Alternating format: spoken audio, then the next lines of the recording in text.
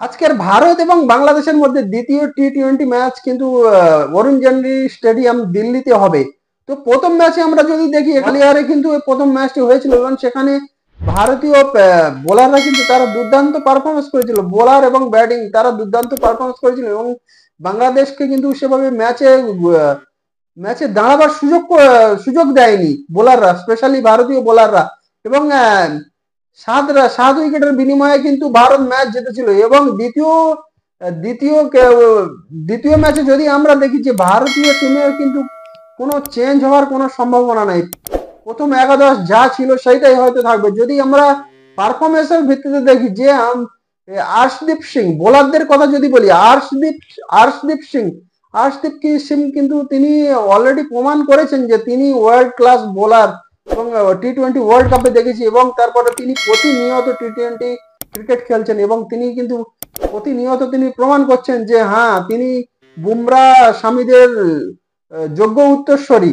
তো আর্শদীপ সিং তো অবশ্যই থাকবেন। এবং তারপরে যদি দেখি মায়াঙ্ক যাদব যে আইপিএল এ তিনি যে ধরনের পারফরমেন্স করেছিলেন এবং তার বোলিং এর গতি যে 150+, সেই হিসেবে কিন্তু তিনি ভারতীয় ক্রিকেটে সুযোগ পেয়েছিলেন। এবং প্রথম ম্যাচে আমরা দেখেছি প্রথম ম্যাচের প্রথম ওভারে কিন্তু তিনি মেডেন ওভার দিয়েছিলেন এবং তার বোলিং এর গতি যদি দেখি 148 থেকে 150-এর মধ্যে ছিল। তো তিনি প্রথম ম্যাচে মোটামুটি ভালো পারফরমেন্স করেছে এবং দ্বিতীয় ম্যাচে অবশ্যই তিনি সুযোগ পাবেন এবং তার কাছ থেকে আমরা আশা করব যে আরো ভালো পারফরমেন্স করবে তিনি।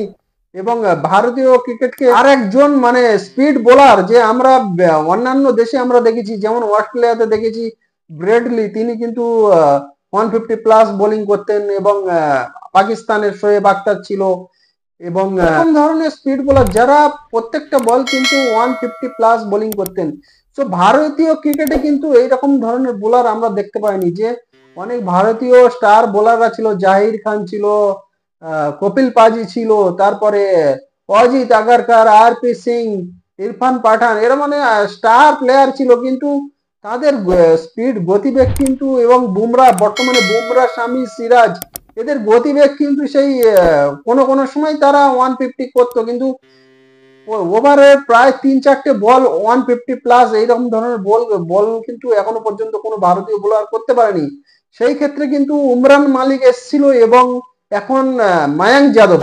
তো উমরান মালিকের যে সেই ভ্যারিয়েশন কিন্তু ছিল না, যে 6টা বলে 6 ধরনের শুধু স্পিড দিয়ে তো খেলা হয় না, যে 6টা বল 6 রকমের করবে, বা ইয়ারকার, কোনো সময় বাউন্সার বা সুইং করতে হবে, সেই যে ভ্যারিয়েশন হয় সে ভ্যারিয়েশন কিন্তু সেই উমরান মালিকের মধ্যে কিন্তু ছিল না। যার ফলে কিন্তু তিনি সাকসেসও পাননি। যে কটা ম্যাচে তিনি সুযোগ পেয়েছিলেন ভারতীয় দলের হয়ে, সেখানে কিন্তু তিনি সাকসেস পাননি। তার পেছনে কারণ তার বোলিং এ কিন্তু ছিল না। তো যার ফলে তিনি সাকসেস পাননি। এবং আইপিএল এ 2024 আইপিএল এ সানরাইজার হয়ে আমরা দেখেছি, সেখানেও কিন্তু তিনি যে কম ম্যাচে সুযোগ পেয়েছিলেন, এর পেছনে কারণ তিনি সেই রকমের ধরনের ফর্মে নেই এবং তার বোলিং ভ্যারিয়েশনও নেই, সেই কারণে কিন্তু তিনি সুযোগ পাচ্ছেন না। তো এই মুহূর্তে কিন্তু উমরান মালিক তিনি কোথায় চলে গিয়েছেন এখন, ভারতীয় দলের মধ্যে নেই এবং ডোমেস্টিক ক্রিকেটেও কিন্তু তাকে দেখা যাচ্ছে না। তো তারপরে আমরা দেখি যে মায়াঙ্ক যাদব 2024 আইপিএল থেকে মায়াঙ্ক যাদবের কিন্তু আবির্ভাব এবং সেখানে 150+ বোলিং এবং তিনি যে দুর্দান্ত বোলিং করেছিলেন আইপিএল এ। তারপরে শেষের দিকে কিন্তু তার ইনজুরির কারণে কিন্তু তিনি আইপিএল থেকে ছিটকে যান। তারপরে তিনি সুযোগ পেয়েছেন এবং ভারতীয় ক্রিকেটে তিনি প্রথম ম্যাচে কিন্তু ভালোই পারফরমেন্স করেছিলেন। তো তার উপরে এখনো নজর থাকবে যে তিনি কেমন বোলিং করেন। এবং বরুণ চক্রবর্তী কিন্তু তিনি প্রায় 3 বছর পরে ভারতীয় ক্রিকেটে তিনি সুযোগ পেয়েছেন। সেই 3 বছর আগে দুবাই থেকে যে টি-20 ওয়ার্ল্ড কাপ হয়েছিল সেখানে তিনি সুযোগ পেয়েছিলেন, সেখানে কিন্তু তিনি ভালো পারফরমেন্স করতে পারেননি, যার ফলে কিন্তু তারপরে তাকে ড্রপ করে দেওয়া হয়। এবং 2024 আইপিএল এ তিনি সেকেন্ড হাইয়েস্ট উইকেট টেকার ছিলেন, যার ফলে ফের আরেকবার এবং তার উপর গৌতম গম্ভীর তিনি ভারতীয় দলের কোচ হয়েছেন। যে গৌতম গম্ভীর কিন্তু কেকেআর এর মেন্টর ছিলেন এবং বরুণ চক্রবর্তীকে তিনি ভালোভাবে জানেন, সেই হিসেবে হয়তো গৌতম গম্ভীরের সুপারিশে হয়তো বরুণ চক্রবর্তীকে টিমে জায়গা দেওয়া হয়েছে। তো বরুণ চক্রবর্তী কিন্তু প্রথম ম্যাচে কিন্তু ভালো পারফরমেন্স করেছেন। এবং যে আরেকটা প্রত্যাশা ছিল আরেকজন প্লেয়ারের ওপর, যে অভিষেক শর্মাকে আমরা আইপিএল এ সানরাইজার হায়দ্রাবাদের হয়ে এবং ট্রাভিস হেডের সঙ্গে ওপেনিং করতে হয়ে যে জোড়ো ইনিংস আমরা দেখি, যে মানে একটার পরে একটা রেকর্ড কিন্তু আইপিএল এ সানরাইজার হায়দ্রাবাদ কিন্তু তৈরি করেছে, যে হাইয়েস্ট হাইয়েস্ট স্কোর, যে আইপিএল এর ইতিহাসে হাইয়েস্ট স্কোর 286 রান, এবং ওপেনিং পার্টনারশিপের পাওয়ার প্লে ওপেনিং পার্টনারশিপে 127 রানের, সে মানে বিশাল বিশাল রেকর্ড কিন্তু অভিষেক শর্মা আর ট্রাভিস হেড এরা দুজনেই করেছে। অভিষেক শর্মা কিন্তু সেই সেই হিসেবে অভিষেক শর্মার ওপর কিন্তু একটা প্রত্যাশা আছে এবং আশা আছে যে আহ, তিনি ভালো পারফরমেন্স করেছে। প্রথম ম্যাচে কিন্তু তিনি ভালো শুরু করেছিলেন, কিন্তু তারপরে তিনি আউট হয়ে যান। তো দ্বিতীয় ম্যাচে কিন্তু তার উপরে ফের আরো একটা প্রত্যাশা থাকবে যে তিনি ভালো পারফরমেন্স করবেন। এবং সঞ্জু স্যামসনকে নিয়ে নতুন করে বলার কিছু নেই, তিনি আইপিএল এ কিন্তু দারুণ পারফরমেন্স করে, কিন্তু ভারতীয় ক্রিকেটে যখন সুযোগ পান সেই সুযোগটাকে কিন্তু তিনি সৎ ব্যবহার করতে পারেন না, যার ফলে কিন্তু তাকে নিয়ে প্রশ্ন ওঠে যে কেন সঞ্জু স্যামসনকে টিমে নেওয়া হয়েছে। তিনি বারবার সুযোগ পাচ্ছেন কিন্তু সেই সুযোগটাকে তিনি কাজে লাগাতে পারছেন না। আর এই বাংলাদেশের বিরুদ্ধে এই ম্যাচে, প্রথম ম্যাচে যদি দেখি, সঞ্জু স্যামসন কিন্তু একটা মনে মনে ঠিক করে নিয়েছিলেন যে আমি কোনো বড় শট খেলবো না এবং কোনো আলতু ফালতু তুলে মারার কোনো শট খেলবো না, আমি পুরো প্রপার ক্রিকেটিং শট খেলবো, খেলে আমার যা রান হবে সেইটাই নিয়ে আমি সন্তুষ্ট থাকবো। কিন্তু তিনি সেটা চেষ্টাও করেছিলেন এবং তিনি কোনো বড় শট খেলার দিকে যাননি এবং কোনো তুলে মারার শটের দিকেও তিনি তিনি যাননি। তিনি যা খেলেছেন গ্রাউন্ডে শট খেলেছেন এবং 29 রান করেছিলেন, ঠিক আছে, কোনো ব্যাপার নয় এটা নিয়ে, কিন্তু দ্বিতীয় ম্যাচেও কিন্তু তার উপরে একটা নজর থাকবে। এবং রিয়ান পরাগ আর একজন যদি দেখি, রিয়ান পরাগের ওপর কিন্তু নজর সবার আছে, যে রিয়ান পরাগকে কিন্তু আইপিএল এ আমরা দেখেছি তিনি ভালো পারফরমেন্স করছেন। 2024 আইপিএল এ কিন্তু দারুণ পারফরমেন্স করেছে, সেই সেই সুবাদে কিন্তু তাকে ভারতীয় টিমে জায়গা দেওয়া হয়েছে এবং জিম্বাবুয়ে সিরিজে কিন্তু তার ডেবিউ হয়েছিল, সেখানে কিন্তু তিনি সেইভাবে ব্যাটিং করার সুযোগ পাননি, কারণ সেখানে কিন্তু অনেক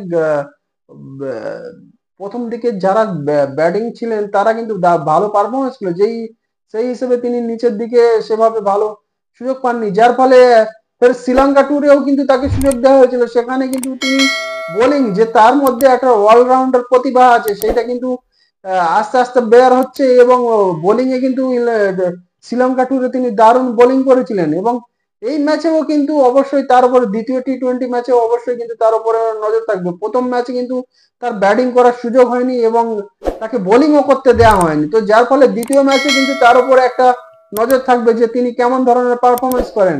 এবং আরেকজনের কথা যদি বলি, যে রিঙ্কু সিং নিয়ে প্রশ্ন তোলা মানে অনুচিত। তিনি যে ধরনের প্লেয়ার, এবং ভারতীয় ক্রিকেটে হয়তো আমরা দেখতে পাবো যে আগামী দিনে তিনি হচ্ছে গিয়ে মেন ফিনিশার, যে বেস্ট ফিনিশার হিসেবে কিন্তু তিনি ধীরে ধীরে অগ্রসর হচ্ছেন।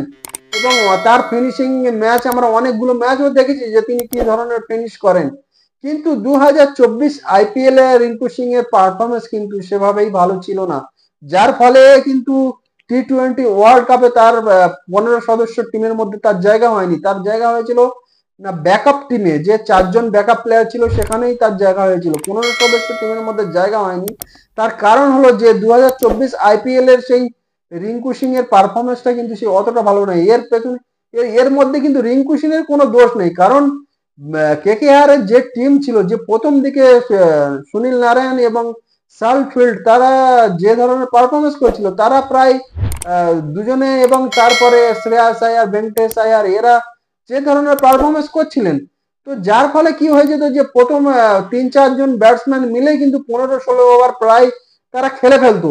তো তারপরে নিচের দিকে যারা আসতো, অ্যান্ড্রে রাসেল, রিঙ্কু সিং, এদের কিন্তু বেশি বল খেলার সুযোগ থাকতো না, তো যার ফলে কম বলে কিন্তু রান করতে হবে, সেই কম বল খেলে কম বলে কিন্তু রান করতে হবে, এবং সেখানে কিন্তু পিচে সেট হতে হবে, এইরকম করতে গেলে হবে না, প্রত্যেকটা বলে কিন্তু বাউন্ডারি লাগাতে হবে, সেই মনোভাব নিয়ে কিন্তু তারা মাঠে নেমেছিল। এবার সেখানে কোনো কোনো ম্যাচে হয়তো ভালো করেছেন এবং কোনো কোনো ম্যাচে করতে পারেনি, কারণ তাদের সেই বল, যে একটা মিনিমাম একটা 20, 25, 30 বল খেলার সুযোগ দেওয়া দরকার, কিন্তু সেই সুযোগটা সেই রিঙ্কু সিং কিন্তু পাননি 2024 আইপিএলে, যার ফলে তার পারফরমেন্সটা অতটা ভালো ছিল না।